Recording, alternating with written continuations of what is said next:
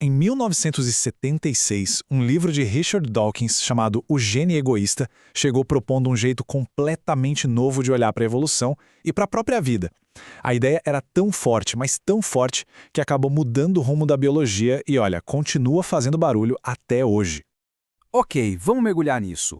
Os biólogos sempre se perguntaram, né? Quando um animal faz alguma coisa, ele está fazendo isso pelo bem da espécie, pelo próprio bem, ou será que é por outra coisa? Essa é a grande questão que o livro se propõe a responder. Então, a grande sacada de Dawkins foi, na verdade, uma mudança de foco. Em vez de a gente olhar para o organismo, ele nos convidou a ajustar a lente, sabe? E focar no verdadeiro protagonista da história da evolução, o gene. Na visão do gene, os nossos corpos são apenas ferramentas. Para entender bem essa ideia, a gente precisa se familiarizar com dois conceitos que são o coração de tudo isso: o replicador e o veículo. O replicador, bom, esse é o gene. É a unidade de informação que busca sobreviver pulando de corpo em corpo, geração após geração. Ele é, potencialmente, imortal. E o seu único objetivo, entre aspas, é fazer cópias de si mesmo para continuar existindo. E onde nós entramos nessa história? Bem, nós somos os veículos, uma espécie de máquina de sobrevivência temporária, projetada e construída pelos nossos genes para uma única tarefa: proteger eles e ajudar eles a passarem para a próxima geração. Agora, um ponto super importante. A palavra egoísta aqui é uma metáfora. Os genes não têm sentimentos, não têm vontade, nem consciência. Isso quer dizer simplesmente que qualquer gene que se comporte de um jeito que aumente suas próprias chances de sobreviver, esse é o gene que, por definição, vai acabar persistindo no chamado pool genético. Mas isso nos leva a uma questão fundamental. Se os genes são egoístas, como é que essa visão explica um dos maiores quebra-cabeças da natureza: o altruísmo? Pois é, esse é o paradoxo. A gente vê na natureza vários atos de puro sacrifício, tipo um animal que alerta a família sobre um predador, se colocando em risco. Isso parece ir totalmente contra a lógica de um gene que só pensa na própria sobrevivência, né? A resposta de Dawkins para isso é a seleção de parentesco. E a lógica é puramente matemática. Pensa só.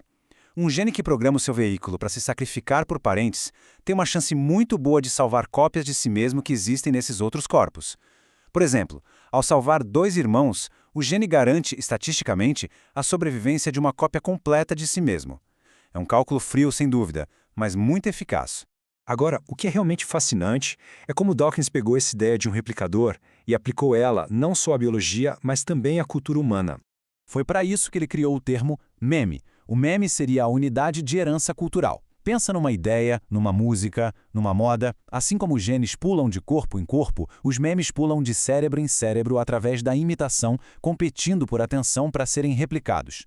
Vamos dar um salto no tempo e ver como essa estrutura, com quase 50 anos, se tornou mais relevante do que nunca no nosso mundo tecnológico atual.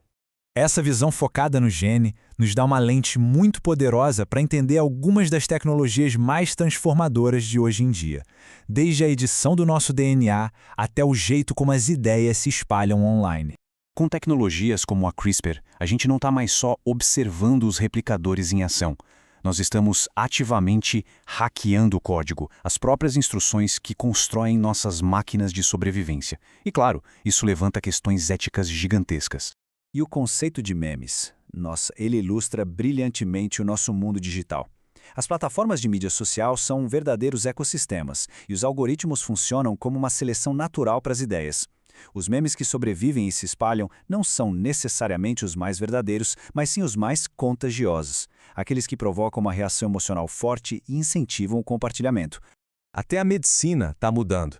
Em vez de só tratar os sintomas no veículo, que é o nosso corpo, a medicina de precisão busca entender e tratar as causas lá no nível do replicador, tentando consertar o código genético que está com defeito.